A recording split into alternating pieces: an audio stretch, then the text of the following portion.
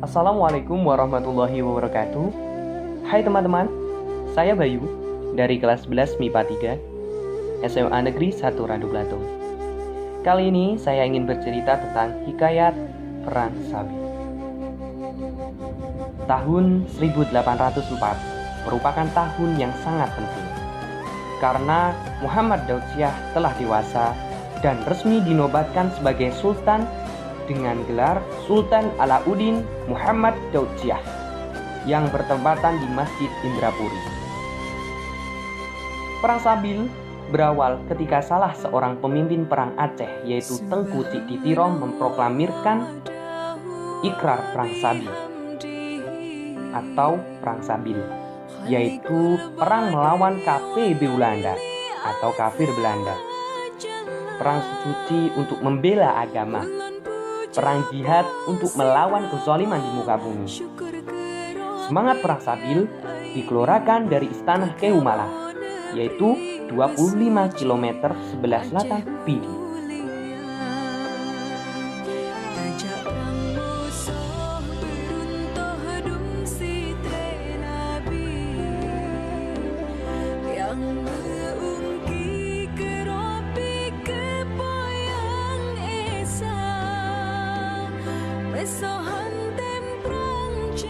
Perlawanan rakyat Aceh semakin meluas, ditandai dengan Cik Ditiro yang mengobarkan perlawanan di Sigli dan Pidi.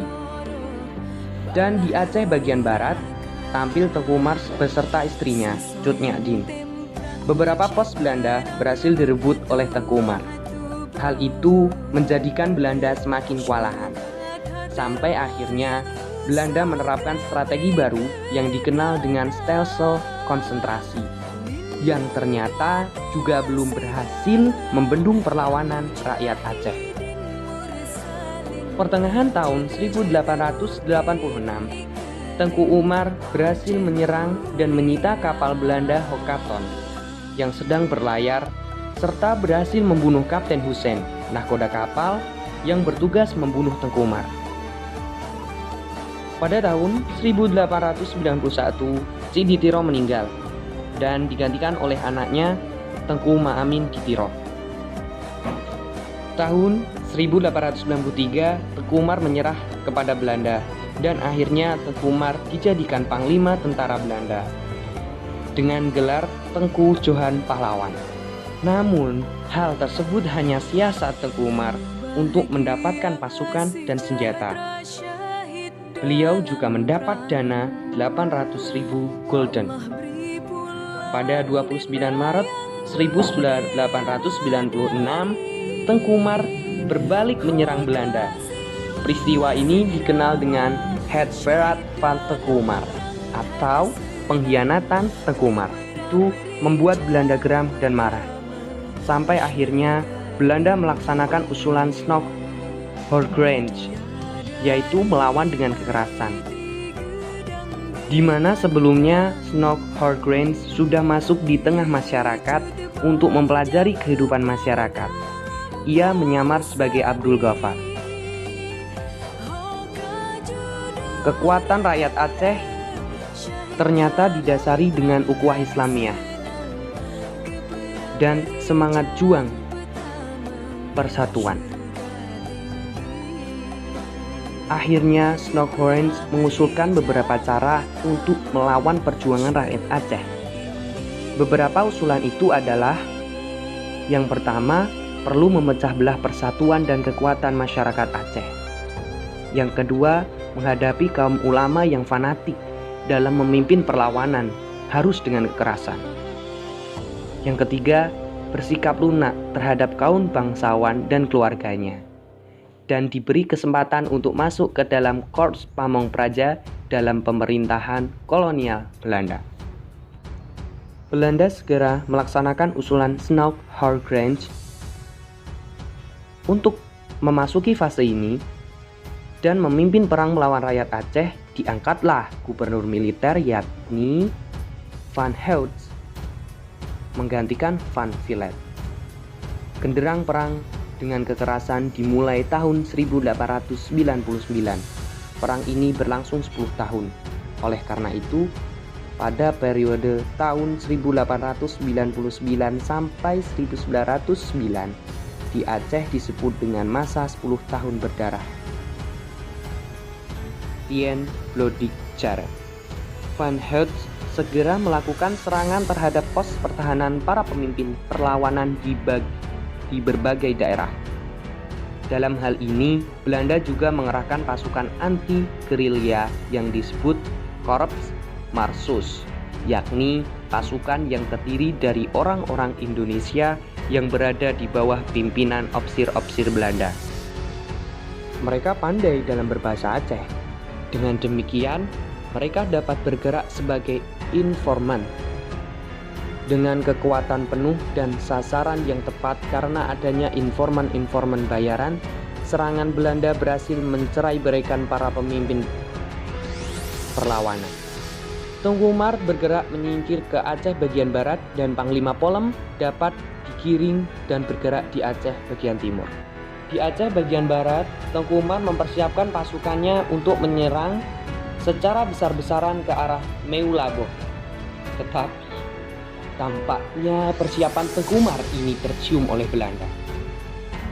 Maka Belanda segera menyerang benteng pertahanan Tengku Umar. Terjadilah pertempuran sengit pada Februari 1899. Dalam pertempuran ini, Tengku Umar gugur sebagai syuhada. Perlawanan dilanjutkan oleh Cut Nyak Dien. Cut Nyak Dien dengan pasukannya memasuki hutan dan mengembangkan perang gerilya. Perlawanan rakyat Aceh belum berakhir. Para pejuang Aceh di bawah komando Sultan Daud Syah dan Panglima Polem terus berkobar. Setelah istana kerajaan di Keumala diduduki Belanda, Sultan melakukan perlawanan dengan berpindah-pindah, bahkan juga melakukan perang gerilya. Sultan menuju Kuta Sawang, kemudian pindah ke Kuta Batil Ilek. Tetapi kuta-kuta ini berhasil diserbu Belanda. Dengan cara licik, Belanda menculik istri Sultan, Pocut Murong. Karena tekanan Belanda yang terus-menerus, pada Januari 1903 Sultan Muhammad Daud Syah terpaksa menyerah. Cara licik ini juga digunakan untuk menaklukkan Panglima Polem dan Tuanku Raha Keumala. Sampai akhirnya Panglima Polem juga menyerah pada 6 September 1903. Dengan demikian, dapat dikatakan bahwa Kerajaan Aceh yang sudah berdiri sejak 1514 harus berakhir. Namun, perjuangan rakyat Aceh belum berakhir. Di daerah Pidi, sejumlah ulama terus melakukan perjuangan. Ulama terakhir di Pidi yang melakukan perjuangan adalah Tengku Maatiro yang baru berusia 16 tahun. Sampai akhirnya ia gugur sebagai syuhada di Pegunungan Tangsel pada tahun 1911. Sementara di pesisir utara dan timur Aceh juga masih melakukan perlawanan di bawah pimpinan ayah dan suami Cut Nyak Mutia. Dan pada akhirnya mereka pun gugur. Kemudian setelah itu Cut Nyak Mutia menikah dengan Pangnangguru. Mereka pun melakukan perjuangan bersama-sama. Dan pada tanggal 26 September 1910 terjadi pertempuran sengit di Payacicem. Pangnangguru tewas, tetapi Cut Nyak Mutia berhasil meloloskan diri. Bersama putranya, Cut Nyak Mutia terus melakukan perjuangan. Sampai akhirnya dia tewas. Dan perjuangan dilanjutkan Tengku di barat bersama istrinya Cutpo Fatimah. Mereka gugur pada tahun 1912. Demikian perang Sabil yang digerakkan rakyat Aceh secara massal berakhir. Meskipun sebenarnya masih banyak perjuangan yang dilakukan. Berlangsung sampai tahun 1942.